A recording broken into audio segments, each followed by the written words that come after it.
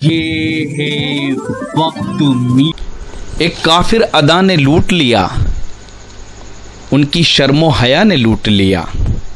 एक बुते बेवफा ने लूट लिया, मुझको तेरे खुदा ने लूट लिया। हम ये समझे कि मरहमे गम है, दर्द बन के दवा ने लूट लिया।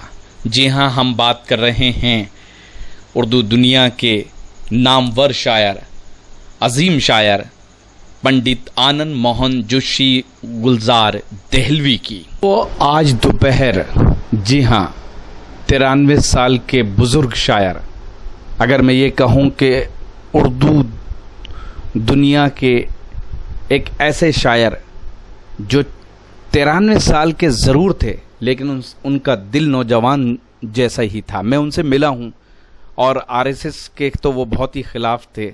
वो वीडियो मैं आपको कभी दिखाऊंगा, इस वक्त वो बात करने की नहीं है। हर आदमी के अपने ख़यालात होते हैं, किसी के ख़िलाफ़ होता है, किसी को पसंद करता है। मुझे याद एकदम यूं ताज़ा हुई कि लाल किले के मुशायरे में सन 2012 या 13 की बात है।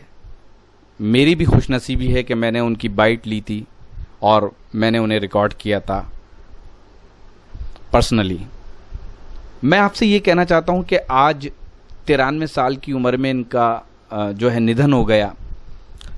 आज वक्त मीडिया के ज़रिए आप सभी सुनने वालों तक हम ये बात कहना चाहते हैं कि ये एक ऐसे शायर थे जो हिंदू मुस्लिम एकता के अलमबरदार थे।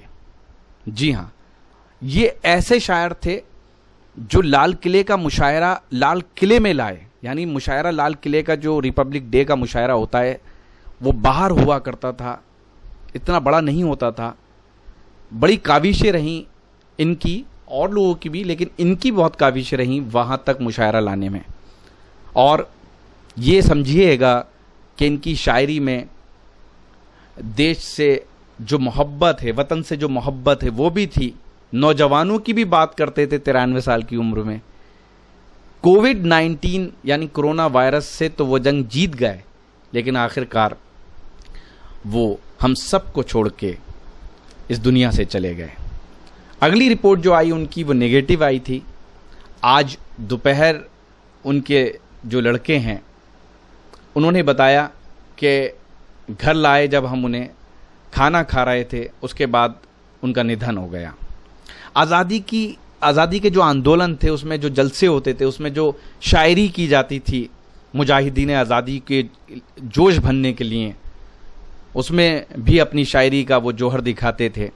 अब ये समझ लीजिए कि देश के पहले प्राइम मिनिस्टर यानी पंडित जवाहरलाल नेहरू से लेके नरेंद्र मोदी तक का वक्त इन्होंने देखा। ये अपने आप में एक बड़ी बात है।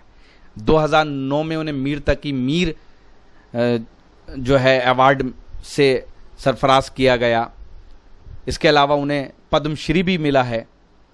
और जहाँ तक हम बात करें, 7 जुलाई 1926 को वो दिल्ली में पैदा हुए। असल नाम था आनंद मोहन जोशी, लेकिन शायरी ने उन्हें नाम दिया गुलजार देहलवी। यूँ तो वो एक कश्मीरी पंडित थे, उनका ख़ानदान वहाँ से कश्मीर से ताल्लुक़ रखता था, लेकिन उनकी पैदाइश दिल्ली में हुई थी। और बचपन से ही उन्हें शायरी का शौक़ था। और उनके बारे में सिर्फ यही कह सकते हैं कि मुझे तो आज पता अब चला है कि साहब वो LLB थे। उनकी डिग्री के बारे में मैंने ज़्यादा छानबीन नहीं की, क्योंकि एक शायर जो शायरी लिखता है हम उससे मुतासिर होते हैं। हमें नहीं पता होता वो कितनी डिग्री लिए है या नहीं लिए। बहुत से शायरों के पास डिग्री नहीं होती, लेकिन आज पता चला कि उस ज़माने के वो LLB थे, समझ लीजिए। जी हाँ, और दिल्ली विश्वविद्यालय से उन्होंने MA कर रखा था। और साहब शायरी, जो लोग मुशायरे में जाते हैं, लाइव मुशायरा देखते हैं, वो सब जानते हैं कि पंडित आनंद मोहन गुलजार देहलवी का क्या रुतबा था। मुशायरों की दुनिया के वो चाचा नेहरू थे। बहरहाल आज वो इस दुनिया में नहीं है और हम सब उन्हें खराज अक़ीदत पेश करते हैं। और कभी मौका मिला तो हम उनके बारे में और भी बताएंगे। और ख़ास तौर पे जो मैंने शुरुआत में कहा कि आरएसएस यानी राष्ट्रीय स्वयंसेवक संघ के वो क्यों खिलाफ थे। अगर मुझे वो बाइट मिल गई जो मैंने पहले ली थी तो वो भी मैं आप तक पहुंचाऊंगा।